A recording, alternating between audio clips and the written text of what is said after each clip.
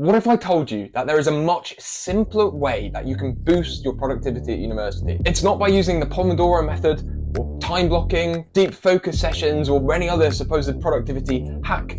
No, this is something much simpler. Something that I like to call ruthless time management. I've changed the way that I view university. And in the process, I've saved so much time. I want to tell you everything that I've done that's allowed me to manage university along with everything else that I'm interested in. Let's get right into this. First off, I want to give you a really important disclaimer.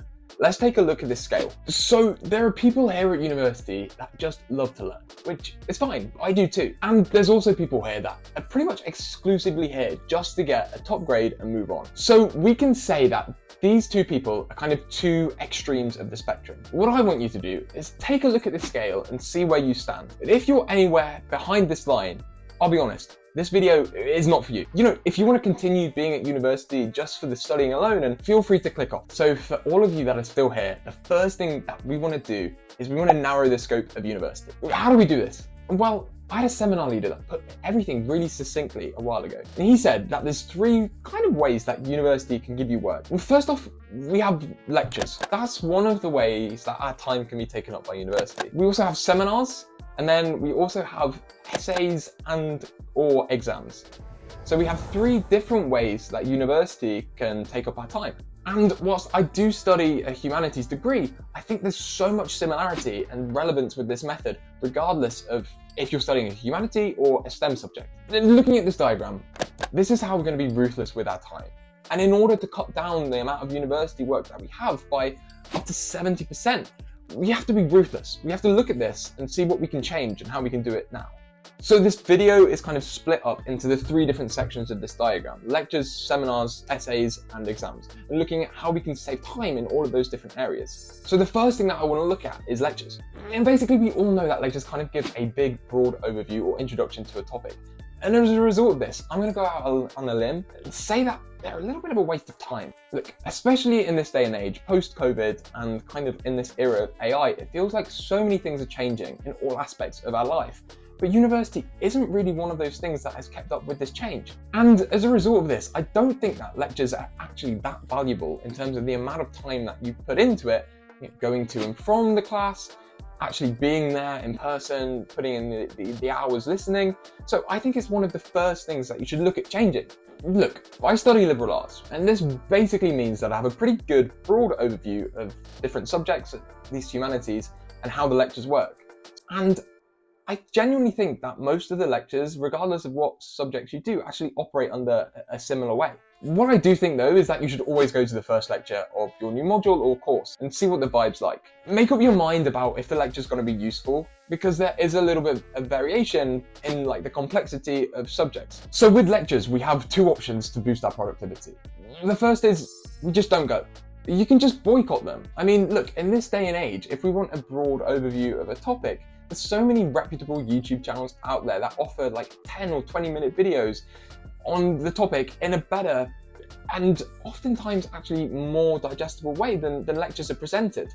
And whilst it may miss some of the nuances of what your lecturer is interested in or covered, I think, it checks 90% of what you're supposed to do.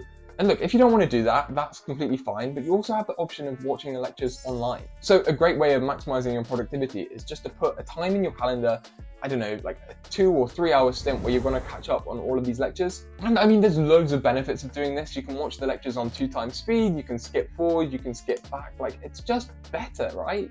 And if we go back to our diagram, the second thing that we can think about changing is seminars.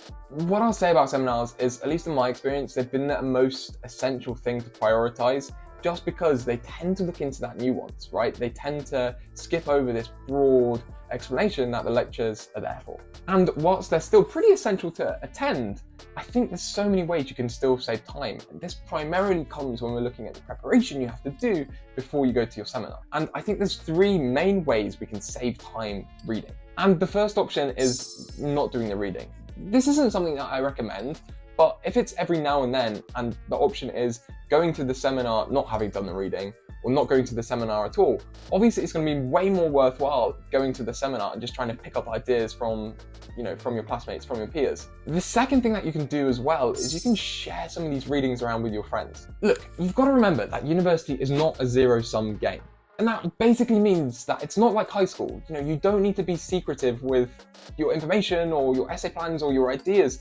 Actually, you're just going to get on so much better if you're sharing some ideas with your friends. Now, the third and final thing that you can do to save time with readings is you can put them into a summarizer. My favorite two summarizers to use are ChatPDF, which I made a video all about how to use before, and it should be on screen about now. But the second tool, which I've just recently discovered, is a tool called SummarizeBot. And actually, this is a little bit better than ChatPDF because not only is it free, but you don't have a limit on how many PDFs you can upload in each session. And if you guys are interested, let me know. I can make a whole dedicated video on how to use this SummarizeBot. But as a brief, what you want to be doing when you're summarizing papers is reading the introduction, reading the conclusion, trying to get an overview of the thesis, like the overall argument by the author, and then making a note of how the paper is separated, like with subheadings or whatever, and then kind of methodically going through the paper using the summarizer to get a general overview of how the argument flows. Now, the final way that university work can pile up is through essays and exams. And the most important thing that we need to do at the start of like the term or kind of way in advance is just to take stock of how you're going to be assessed,